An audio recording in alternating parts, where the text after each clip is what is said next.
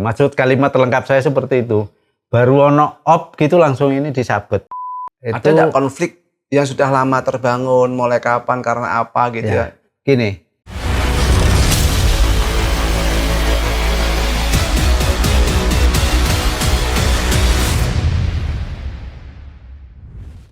Assalamualaikum warahmatullahi wabarakatuh. Bertemu lagi dengan saya, Kang Syauki, di podcast The Talk Show. Masih dalam suasana Hari Raya Idul Fitri.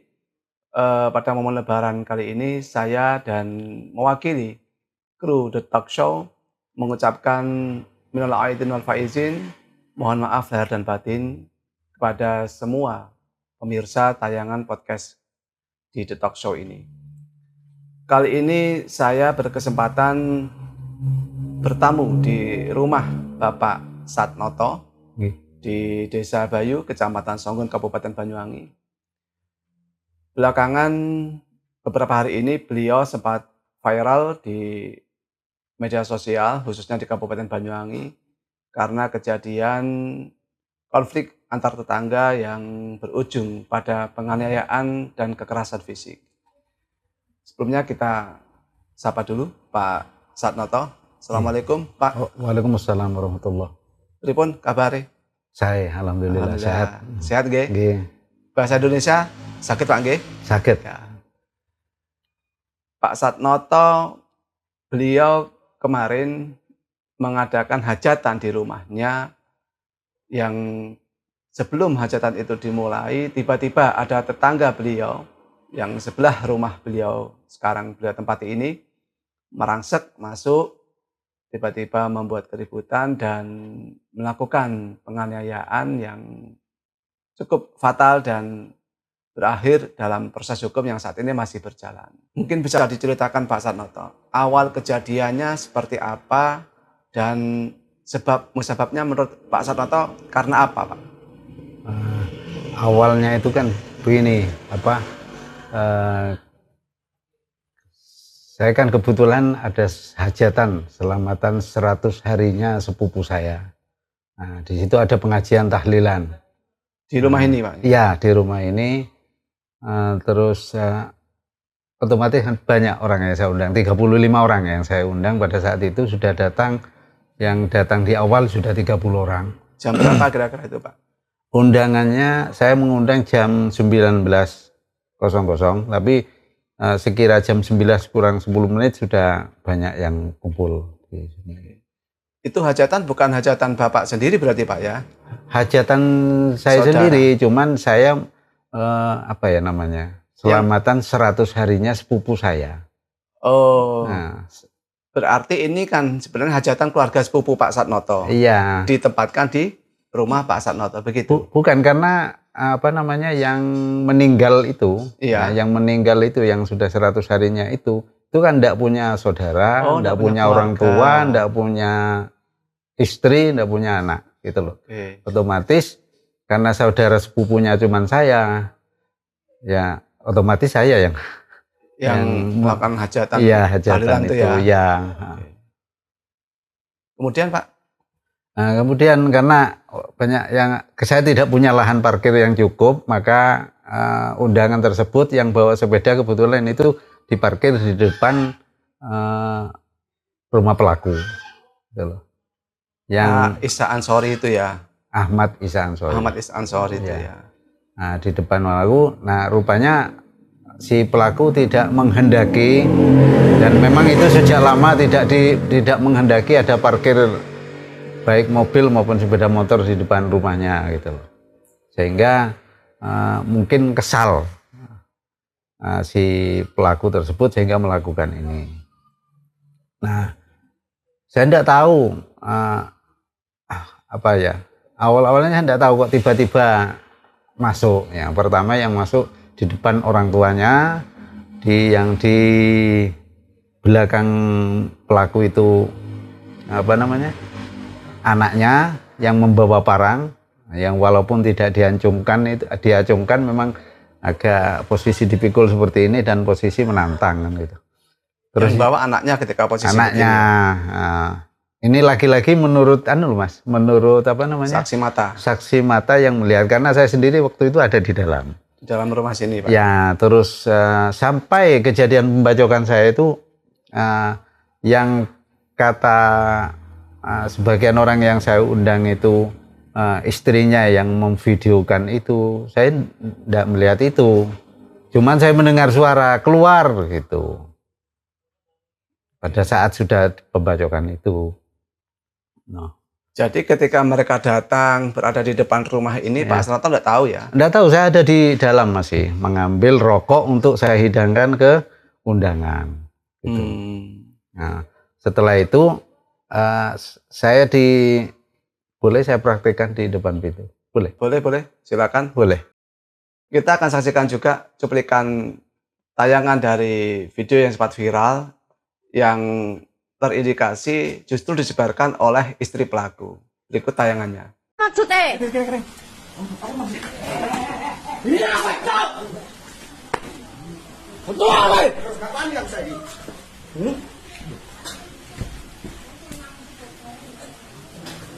Ayo metu. Silakan Pak, mungkin bisa dipraktekkan Pak Asnato. Saya itu kan keluar, maksud saya menyuguhkan rokok kepada orang undangan yang sudah datang, menyajikan rokok. Maksud saya akan mengatakan di luar kan ada rame-rame. Saya akan mengatakan begini, dalam bahasa Jawa, saya begini, ono opo sih kok rame-rame. Maksud kalimat lengkap saya seperti itu. Baru ono op gitu langsung ini disabet. Posisi saya di sini. Waktu disabet. Kena goloknya itu Pak? Ya, goloknya. Menurut orang yang menyaksikan menghantam ini dulu. Apa namanya? Tirai. Selambu ini dulu tirai, terus baru menghantam saya. Coba lihat Pak. Kondisi lukanya Pak. Nah, ya perbannya sudah dibuka ini. Oke, itu kejadian hari apa itu Pak? Kejadian pas malam Jumat Legi. Oh, 1 minggu dari hari ini Pak ya berarti ya? Wah, lebih tuh. Oh, udah 2 minggu ya? Iya, karena 2 minggu. 2 minggu dari, ini hari Jumat ya? Iya. Nah, 2 minggu berarti. 2 minggu dari hari ini ya. Lukanya itu berapa hari Pak? Silakan Pak. Kembali. Itu terakhir kontrol saya sudah dapat 8 hari. 8 hari. Setelah itu dibuka perban dan jahitannya dibuka. Seandainya tidak ada tirai Pak? Ya nggak tahu saya. Mungkin ini rabanya. Mungkin yang di yang pengen dijangkau mungkin leher saya mungkin. Cuma kebetulan Allah masih melindungi saya sehingga mengenai pipi kiri saya. Pak Asnato. Ya. Pak Asnato dengan pelaku kan bertetangga ya? Bertetangga. Sudah lama Pak? Sudah. Berapa tahun Pak? Ya sejak saya berada di sini tahun 2005. 2005. Cuman pada saat awal-awal saya di sini, si pelaku masih di Bali karena kerja bersama orang tuanya di Bali. Gitu. Itu kan tampak sekali Pak. Ini kan tidak mungkin kejadian yang serta-merta karena konflik saat itu kan.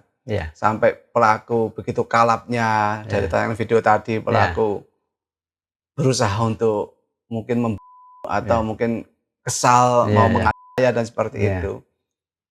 Menurut Pak Asnato, apa yang menjadikan pelaku seperti itu Pak? Ada tidak konflik yang sudah lama terbangun, mulai kapan, karena apa gitu ya? Gini, sekitar kurang lebih 2 tahun yang lalu, kurang lebih ya, kurang lebih 2 tahun yang lalu, 2,5 tahun kalau tidak salah, yang lalu itu si pelaku ini kan akan mendirikan penampungan ikan. Produksi apa? Memproduksi penggilingan tepung ikan.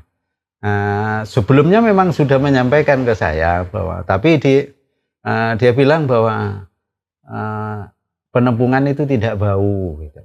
Tidak bau. Nah, sebagai seorang tetangga tentu saya tidak boleh ekstrim, belum ada bukti bau atau tidak, saya tidak mungkin melarang kan. Ya sudah saya biarkan kalau memang tidak bau. Setelah di proses penggilingan itu, awalnya dia mendatangkan bahan bakunya itu, bahan ikannya yang mau digiling itu, ditaruh di depan, tidak jauh dari rumah saya itu, ditumpuk di situ, baunya luar biasa.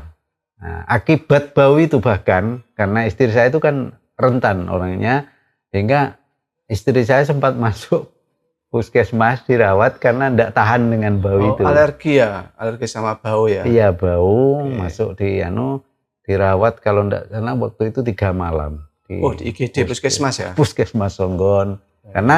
Karena bau tidak bisa tidur karena ya di samping tidak bisa tidur terus nggak makan itu karena bau itu tadi. Iya. Nah, terus akhirnya masuk ke puskesmas. Nah, pulang dari puskesmas pelaku itu datang ke rumah ini meminta maaf dengan segala kerendahan hati lah. Iya. Minta karena tumpukan ikan itu sehingga mengakibatkan jenengan masuk ke puskesmas gitu. Nah, setelah itu ya sudah, saya pikir tidak meneruskan itu kan. Nah, ternyata penepungan itu malah diteruskan. Pada saat itu memang belum diproses tepung yang awal itu. Iya. Nah, saya pikir tidak digiling, nggak tahunya masih. Setelah itu digiling. Ya. Nah, digiling kan bau, di samping suara bising mesin. Ketika sehingga ada tamu istri saya, nggak mendengar itu gitu. Nah, terus ngomongin nggak jelas karena ada suara bising itu. Nah, setelah itu karena bau saya ngomong ke kepala dusun karena saya nggak mungkin saya dengan tetangga kok ngomong sendiri kan nanti kalau tersulut emosi gimana kan gitu. Saya mikir itu. Saya ngomong ke kepala dusun di mana saya bertempat ini. Nah, saya sampaikan ke kepala dusun, ditegur, diberi diberi peringatan agar diberi peringatan oleh kepala dusun itu. Nah, menurut kepala dusun memberi peringatan itu sampai sampai menawarkan tempat. Memberi solusi berarti kepala dusun ya? Memberi solusi, menawarkan tempat, coba bikin di sawah saya, karena sawahnya jauh dari pemukiman. Terus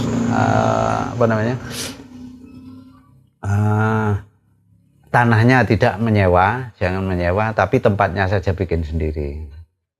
Mau digunakan sampai kapanpun silahkan. Menurut si kepala dusun seperti itu. Masih saja tidak, masih tetap memproduksi di sini. Nah, setelah itu saya bilang kepada Babin Kamtib Mas Bayu, Pak Dian waktu itu saya bilang. Dan itu saya tidak bikin laporan resmi, cuma bilang sebagai Babin Kamtibmas kan fungsinya membina. Saya bilang bahwa tolong Pak, bahasa saya tadi panggilnya Mas gitu. Tolong Mas diberi peringatan supaya tidak meneruskan itu karena bau gitu. Mau sampai karena baunya itu istri saya sampai kalau tidur nggak usah di sini, kalau malam nanti kita ngungsi ke tetangga gitu. Jauh dari tempat ini kan. Gimana saya punya rumah ngusik ke tetangga gitu. Nah, terus setelah itu dibilangi sama si Babin Kamtibmas.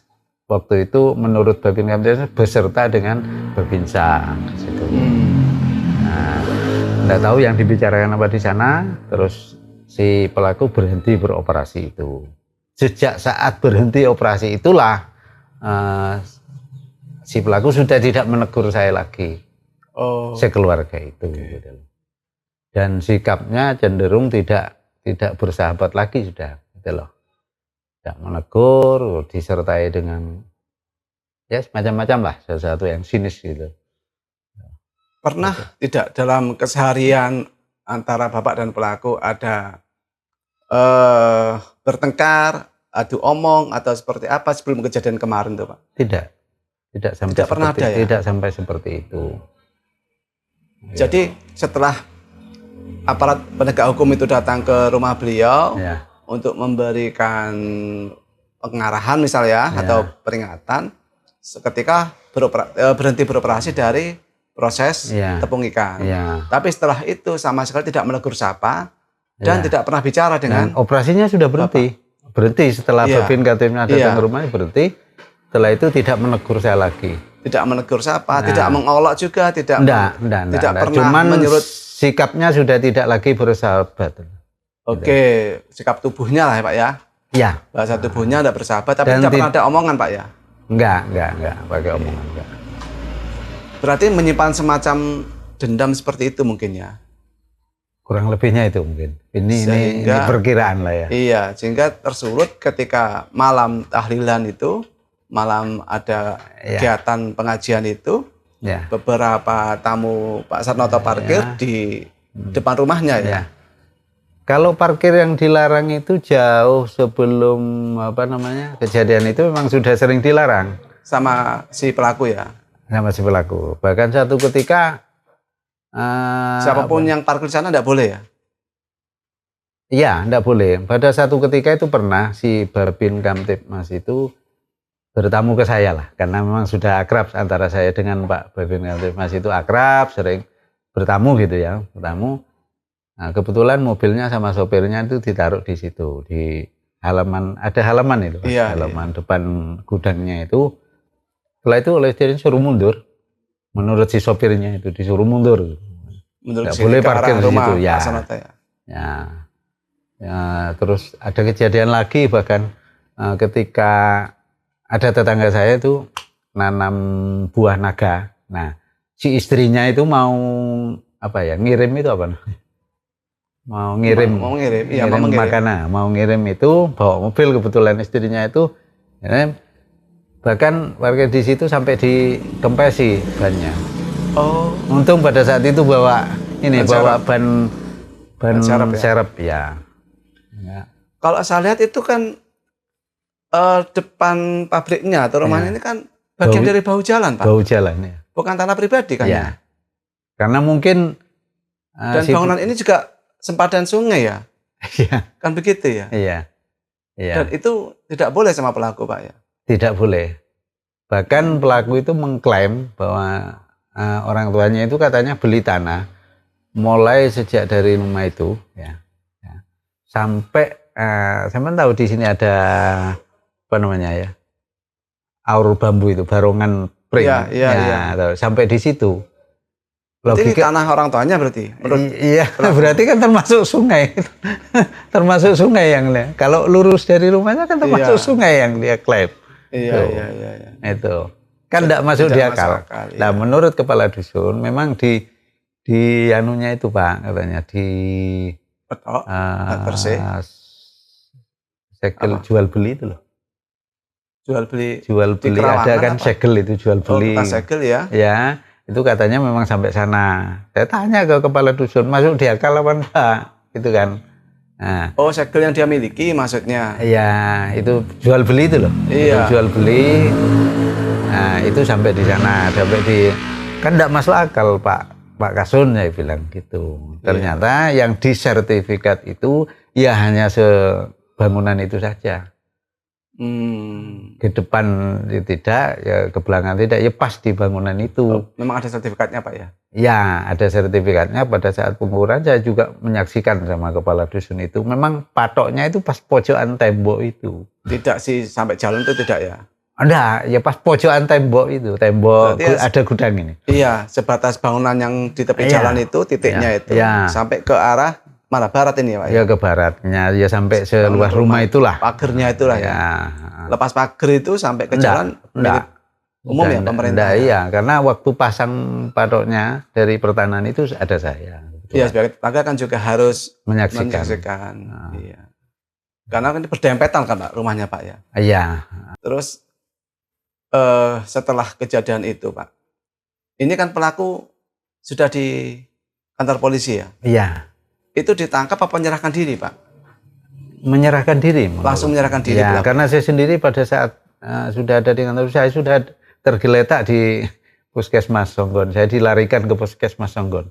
Oh, sama jamaah? Ya, karena sudah darah berceceran, mata saya sudah tidak kelihatan lagi. Pada saat, buram ya? Iya, bukan buram, tidak kelihatan memang sudah. Pingsan Pak berarti? Sempat pingsan? Tidak? Enggak sih, kalau pingsannya enggak, cuma tidak kelihatan gitu. Oke. Saya sempat khawatir kalau saya terus tidak kelihatan gini gimana gitu. Dalam pikiran saya seperti itu. Nah, setelah sampai di Puskesmas, Waktu itu dibius, terus dijahit, setelah itu terus nggak tahu diobati apa, saya nggak tahu. Terus setelah itu coba dibuka mata, kelihatan apa enggak? Udah kelihatan samar, cuma titik-titik lampu itu enggak jelas lagi. Iya. Nah, Itu enggak sampai nginap ya di puskesmas, Pak? Ya? Enggak, saya enggak keras gitu, enggak nginep saya. Terus langsung dijemput oleh mobil siaga desa. Nah, dijemput. Rawat jalan berarti ya? Iya, rawat jalan. Nah, itu pulang. Ada enggak dampak dari kejadian itu, Pak, pada Pak Satnoto? Ada. Telinga kiri saya itu kan enggak yang mendengar ya. Ketika saya tutup di telinga kanan, telinga kiri itu sudah tidak dengar apa-apa. Dan artinya saya tidak mendengar sudah. Karena yang berfungsi yang kanan rupanya sekarang ini. Iya. Masih. Mungkin efek dari pembacokan itu mungkin, Pak ya. Mungkin ya. Mudah-mudahan bisa segera sembuh dan Amin. pulih, Pak. Amin. Di kantor polisi Bapak sempat dipanggil? Tidak, polisinya yang datang ke sini malah. Pada saat gitu ya? Berapa hari setelah kejadian, Pak? Cuma selang sehari setelah kejadian. Oh, langsung ke sini. Ya, ke sini. Menurut orang sih kanit itu. Oke, diminta keterangan apa atau gimana, Pak? Iya, seputar kejadian itu. Yang saya tahu. Iya. Yang saya tahu. Dicatat, Pak, sama polisi? Iya. Catat ya? Di BAP. Gimana, Pak, menurut Pak Satnoto? Kan biasanya kan polisi kan seperti ini kan merujuk untuk damai biasanya. Di awal, menurut istri saya ya. Ketika saya masih ada di puskesmas, itu ada katanya polisi yang datang gitu. Katanya sih, kan istri saya tidak paham apa polisi apa enggak itu, cuma dia bilang dari kepolisian gitu katanya. Meminta untuk damai. Ya damai saja, siapa tahu nanti di belakang hari ada ancaman. Gitu. Terus dijawab sama istri saya, kalau soal di belakang hari itu saya serahkan sepenuhnya kepada Allah saja. Kalau memang nasib saya mati di tangan orang, ya juga tidak akan pernah bisa dihalangi siapapun. Gitu. Istri saya bilang gitu. Tapi yang sekarang proses hukum tetap harus jalan. Nah, terus ketika malam keempat, kalau enggak malam ketiga, malam keempat teman saya. Itu kepala dusun datang ke sini selepas maghrib. Selepas maghrib datang ke sini, itu katanya si istri pelaku itu datang ke rumahnya sambil menangis katanya sih. Itu menyatakan ingin meminta maaf pada keluarga itu. Langsung saya sampaikan, istri juga menyampaikan, istri saya, bahwa saya punya nurani Pak Kepala Dusun, saya pasti memaafkan itu, tapi proses hukum ini biar selesai dulu. Oke, berarti itu secara hubungan kemanusiaan ini sama muslim Pak ya? Iya, sesama muslim. Ya, sebenarnya Pak Satnoto memaafkan lah ya, atas perilaku itu ya. Tapi sebagai warga negara, menginginkan proses hukum tetap berjalan, begitu ya. Bahkan tidak hanya sekedar sesama muslim, istri pelaku itu mengajar di salah satu TPQ malah. Yang sekarang diberhentikan karena kasus ini. Oh, istri pelaku ini guru ngaji? Iya, di TPQ. Si istri pelaku guru ngaji di TPQ yang menurut informasi yang saya terima diberhentikan karena kasus ini. Ya, kasihan juga. Karena memang viral sudah bahwa yang memvideo itu istrinya. Yang memviralkan juga istrinya Pak ya? Ya logika kalau yang mau video istrinya, yang memviralkan siapa kira-kira? Gitu. Nah, terus setelah itu sampai gitu, besok paginya selepas duhur, karena tamu selalu berdatangan ya. Ya ada tetangga jauh, dekat, semua datang menanyakan kenapa sampai terjadi peristiwa seperti ini, namanya bertetangga ya. Iya. Saya sampai tidak bisa istirahat, saya tutup pintu depan itu, pintu pagar depan itu saya tutup. Habis duhur saya mau istirahat sama istri. Belum sampai merebahkan tubuh, ada didorong tamu, kok bawa mobil. Nah, kalau bawa mobil mesti jauh. Iya. Saya terpaksa menghormati lah istri saya, dibuka. Gimana dibuka gitu kan. Dibuka, nggak taunya yang datang itu teman-teman saya SMP. Saya kebetulan tamatan SMP ini, Pak. SMP 2 Rogo Jambi Sempi. Oh iya. Nah, datang sini. Terus setelah itu baru masuk nanyakan ke saya, tetanggamu itu gimana? Iya. Loh gimana? Saya nanya bener-bener pintunya Pak Satnoto ini, pintu pagarnya kok ditutup, orangnya kemana? Nggak tahu gitu.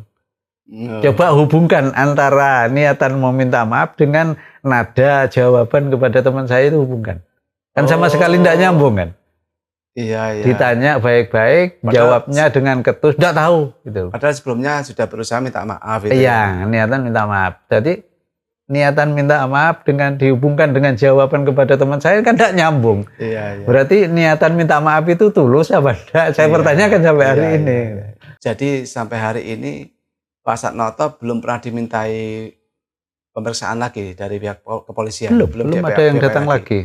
Saya juga tidak pernah diminta. Cuman ada surat apa namanya?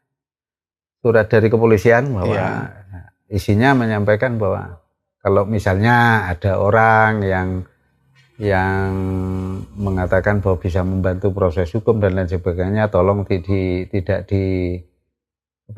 digubris gitu. Oke, jangan dilaporkan. Laporkan ke polisi. Itu ya cuma itu saja. Itu berupa surat itu. Karena pelapornya kebetulan keponakan istri saya, keponakan saya lah gitu. Pelapor kejadian. Pelapor kejadian, karena saya tidak sempat laporan. Oh, bukan Pak Satnoto yang melaporkan? Bukan, keponakan istri saya. Pak Satnoto sebagai saksi sementara ya di BAP itu ya? Iya. Belum di BAP lanjutannya berarti ya? Iya, belum. Belum. Ada sakit hati Pak, dendam Pak Satnoto kepada pelaku?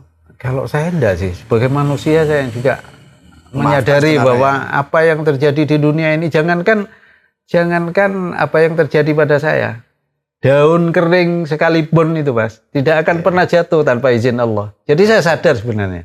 Cuman proses hukum ini negara hukum ya harus diproses aja sudah saya. Tidak pernah saya punya rasa ini dendam dan lain sebagainya, tidak punya saya. Dalam proses pidana itu ada namanya restoratif justice Pak. Iya. Jadi biasanya pelaku dan korban itu dipertemukan, itu didamaikan, saling maafkan kan begitu kan. Itu belum pernah upayakan sama polisi. Belum ya. Belum. Jadi upaya damai itu hanya berasal dari ketika hari pertama kejadian sama Pak Wo yang datang itu ya Pak, kepala dusun yang datang menyampaikan itu. Ya. Bukan kejadian pertama itu. Oh iya, kejadian pertama yang pertama, terus yang Pak Wo itu malam keempat kalau tidak malam ketiga. Kalau ada restoratif justice gimana Pak? Permintaan ya kalau memaafkan ya memaafkan, tapi dicabut. Ya enggak lah. Gitu ini ya, harapan saya itu kalau memaafkan ya, tapi kalau mencabut tidak. Karena apa? Ini sebagai pembelajaran untuk yang lain. Bahwa berhidup bermasyarakat itu tidak bisa berbuat seenaknya, walaupun kepada tetangga sekalipun gitu loh. Itu maksud saya seperti itu. Iya. Harapan Pak Satnoto seperti apa Pak kepada pemirsa tayangan acara ini? Harapan saya berhati-hatilah gitu loh. Berhati-hati dalam apa Pak? Saya mengambil hikmah itu dari kejadian itu sebagai bahan evaluasi terhadap diri saya, apa yang salah pada diri saya gitu. Saya justru tidak akan mengkoreksi kesalahan dalam hal ini pelaku enggak, tapi saya mengkoreksi apa yang salah dalam diri saya. Karena bagaimanapun pelaku itu melakukan itu karena mungkin ada sesuatu yang menurut pelaku itu salah. Dalam diri Pak Satnoto ya. Walaupun menurut saya benar, tapi belum tentu menurut pelaku itu salah. Menurut pelaku itu benar gitu loh. Sehingga pembelajaran bagi siapapun yang menyaksikan acara ini, berhati-hatilah tetap gitu loh. Dalam hal kehidupan bertetangga, baik bertingkah laku, berhubungan, berinteraksi, ucapan dan lain sebagainya harus tetap hati-hati. Karena kalau sudah kejadian seperti ini sulit untuk mengembalikan Pak ya. Iya kalau masih hidup seperti saya, kalau mati. Iya. Ya kalau sempat bertobat, kalau enggak. Iya betul Pak, betul. Ya. Iya. Pemirsa podcast The Talk Show, tetangga konon adalah saudara terdekat kita. Hidup kita, keseharian kita, tetanggalah yang paling mengetahui dan tetanggalah yang seharusnya paling peduli. Ketika bertetangga sudah ada konflik-konflik, ada ego yang tidak bisa terkendali, sehingga ego ini menjadikan persoalan hukum di kemudian hari, maka sebenarnya kerugian itu bukan pada tetangga, tapi pada kita, diri kita sendiri. Ada hak-hak tetangga yang harus kita hormati, ada kewajiban kita sebagai tetangga yang harus kita jalani. Apa yang terjadi pada Pak Satnoto semoga menjadi pembelajaran bagi kita semua yang menonton tayangan ini bahwa hidup bertetangga itu harus mengedepankan akal sehat dan hati yang baik. Apapun yang terjadi dengan tetangga kita, tidak ada jalan lebih baik selain membicarakan secara baik-baik. Entah dengan tangga itu langsung atau melalui perantara rukun tetangga, rukun warga, atau kepala dusun. Karena mereka dibentuk sejatinya agar hidup bermasyarakat ini bisa harmoni. Pak Sarnoto, Nggih. terima kasih Nggih, atas kesediaan sama-sama. Bapak Sama-sama. membagikan pengalaman Bapak. Nggih, nggih, sama-sama. Dari saya, sekian. Wassalamualaikum warahmatullahi wabarakatuh.